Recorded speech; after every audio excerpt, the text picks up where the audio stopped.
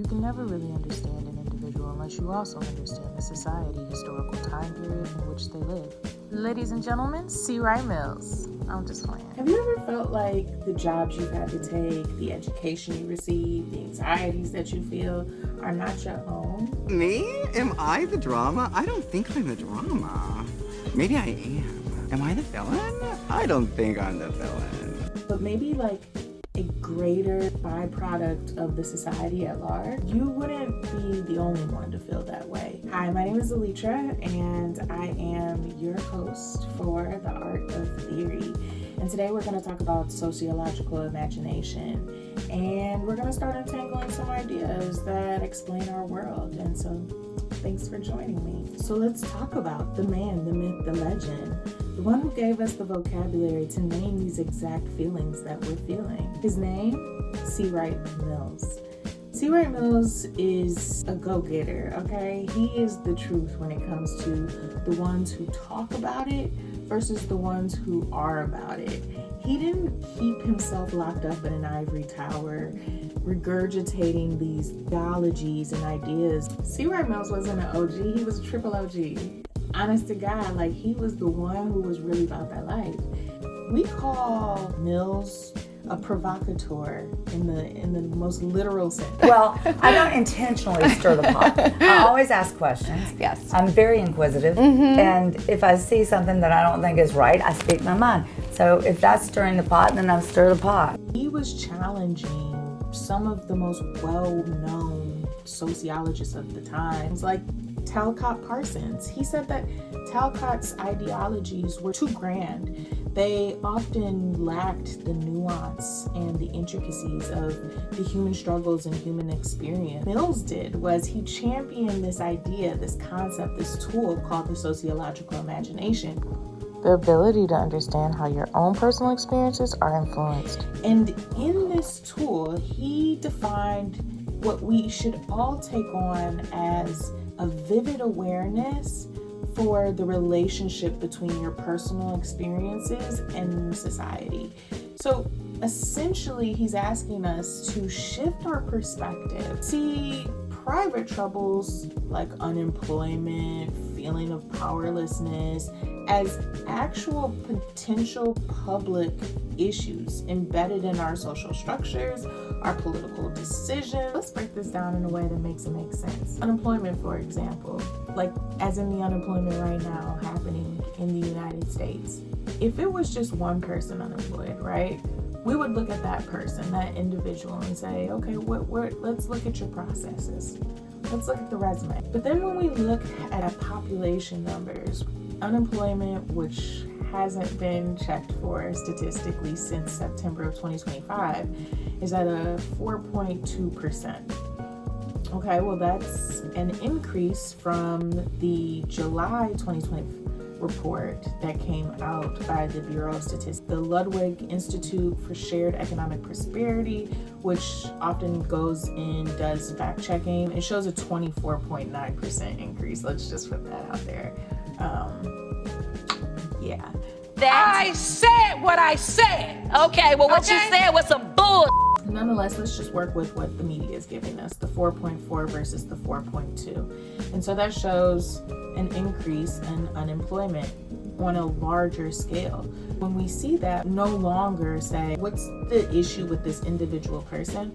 We have to look at the grand scheme of what's happening in society that is having this negative implication on individuals. Sociological imagination wasn't just a concept, it was a manifesto. In fact, it was one of his most popular books to date. He took on two sociological trends that he felt were failing society: grand theory and abstracted empiricism. We can really see him take shots at Talcott Parsons. So for people who don't know Talcott was a structural functionalist. Mills was like, but that doesn't really make sense because you have to get into the weeds. You have to understand the nuances of and the history and the people. You have to know where we came from. Like there's so much more that's embedded, the information that's embedded in how you see society You can't just look at the bigger picture. And then abstracted empiricism. So hold on, time out. I know I'm not the only one. I'm the only one gonna tell the truth about it, but I'm not the only one. Y'all be using this too, don't you? Empiricism. When Mills was providing solutions for us to untether ourselves from what these systems, and more so the bureaucratic ethos, was, in Mills' words, complacency. You know, like, which is my kind of guy. I love him a little rowdy. You know, that might be my problem. Mills actually making efforts to suggest new ways in which we look at the world and look at ourselves, how we look at ourselves through the lens of the world, and understand that some things aren't personal. So to really draw home this idea of the sociological imagination, we can take another look at African American women really took a stand against welfare and pointed out the inaccuracies as it pertains to men not wanting to be in the home with the family. America created this propaganda, creating this idea that a black man is going to leave his family if he has the opportunity. It became an individualized characteristic of African American men in the home, or the lack of African American men in the home. African American women, specifically in Cleveland, Ohio at the time, had created this campaign against welfare because giving way less than what they were granted to give these women and these families. But they also were requiring the only way that a woman could get approved for welfare and the money that she needs to support her family was if there wasn't a man at home. Well, then what happens in those scenarios, in those cases, if I have to choose my children over my husband, most women chose their children. And not for nothing, I'm sure most men said, I choose my children too, so I'll leave the home. With that occurring as a result of your ability to be able to have welfare, it created this perpetual stereotype that men, black men in particular, are just absentee fathers, when in reality there was a systemic social agenda to create and make it seem like these black men just didn't want to be in the homes. Unfortunately, sometimes when we get so far from the actual root of what's occurring, people take it on as their identity. There's been times where I've seen people of my own community, make the joke. There are exceptions to the rule, they're not the rule.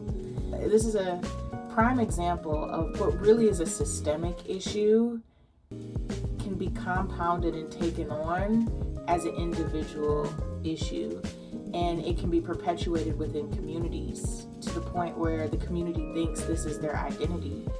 This is a part of who they are, this is a part of their genealogy, but in reality it's not.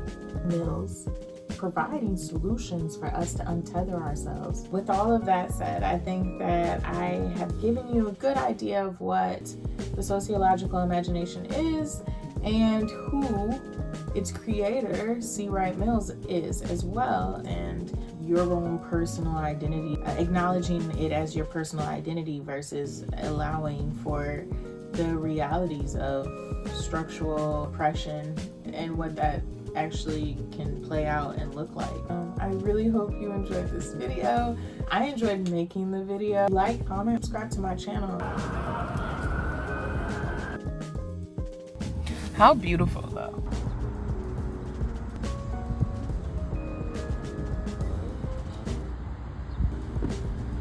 It's really just the market though, so I don't even know who really live over here for real. Oh, I see what you're saying. But then it's so close to like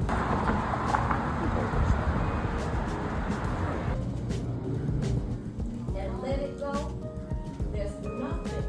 See, I don't say, did I say I lost 25 pounds? Let me correct that. I released, because anything lost can be found. And I'm not trying to go back and find 25 pounds. Who else is ready to let it go? oh.